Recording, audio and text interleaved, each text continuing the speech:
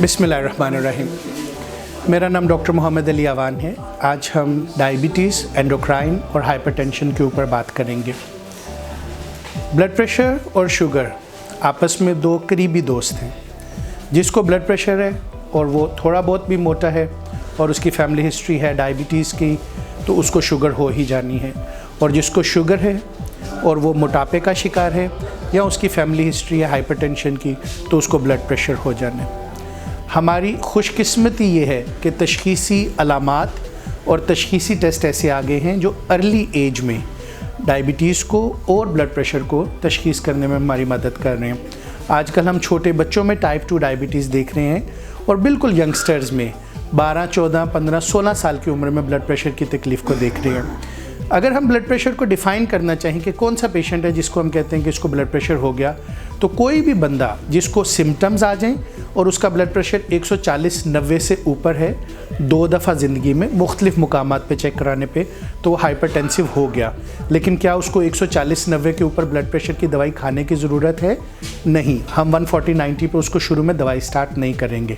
Lifestyle modification, जिसमें वर्जिश, stress को कम करना, नमक का इजाफी इस्तेमाल ख़त्म करना, नमक ज़िंदगी से ख़त्म नहीं करना, चिकनाई का इस्तेमाल कम और एग्जिस्टिंग वेट में कमी, ये हमारे वो हथियार हैं जिनसे हम बग़ैर दवाई के न्यूली डायग्नोज्ड हाइपरटेंसिव पेशेंट के ब्लड प्रेशर को 140/90 वाले ब्लड प्रेशर को बग़ैर दवाई के ठीक कर सकते हैं। हमारी बदकिस्मती ये है कि हमें मरीज़ तशख़ीस उस वक़्त देता है या डॉक्टर के पास उस वक्त आता है जब उसका ब्लड प्रेशर बहुत ज़्यादा बढ़ चुका होता है, जिसमें 160/100 कट ऑफ है। अगर 160/100 क्रॉस हो गया तो according to the guidelines we have to start the medicine from the very beginning. 2018 की गाइडलाइंस में 160/100 वाले पेशेंट्स में ड्यूअल थेरेपी के ऊपर स्टार्ट करना है, यानी हमें पहले ही दिन मरीज़ को एस इनहिबिटर या ARB में से एक दवाई और एमलॉडिपिन दूसरी दवाई, 2 दवाइयों का कम्बिनेशन स्टार्ट करना पड़ेगा।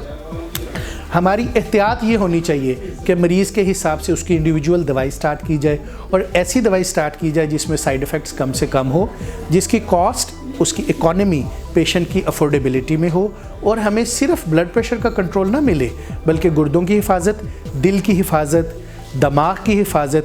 क्योंकि ब्लड प्रेशर पाकिस्तान में 2,30,00,000 लोगों को है और इसमें से 70% लोगों को पता ही नहीं कि उनको ब्लड प्रेशर है। ये हमारे डॉक्यूमेंटेड फिगर्स हैं और उसमें से जो 70% के अलावा 30% बच गए जिनको पता है कि हमें ब्लड प्रेशर है, उसमें से सिर्फ़ और सिर्फ 6 लाख लोग ऐसे हैं जिनका अपनी दवाई के ऊपर ब्लड प्रेशर कंट्रोल है।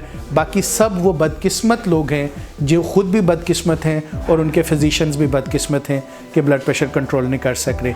ब्लड प्रेशर कंट्रोल करने से एक मुनासिब दवाई पे 40% फालिज होने का अंदेशा कम हो जाता है, 23% दिल के दौरे का अंदेशा कम हो जाता है, 17% पेरिफेरल आर्टियल डिजीज़, टांगों की कमज़ोरी और मर्दाना कमज़ोरी का अंदेशा कम हो जाता है और 21% बिनाई का ज़ाया होना जो ब्लड प्रेशर की वजह से वो कम हो सकता है। इसी तरह हम बात करते हैं कि हमारी पहली चॉइस दवाई की क्या होगी, तो ABCD पहले था, अब हम इसमें कहते हैं कि B को ख़त्म कर दें, ACDB कर दें, B एंड में चला गया।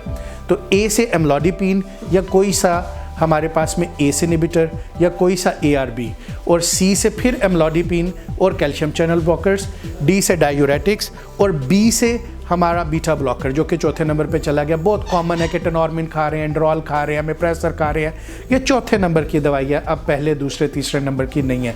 शुरू 2 दवाइयों पे करना है, 2 दवाइयों के कम्बिनेशन की सिंगल पिल मिलती है, उस पर BP काबू नहीं हो रहा तो 3 दवाइयों की कम्बिनेशन की सिंगल पिल मिलती है, उसके ऊपर चले जाएं।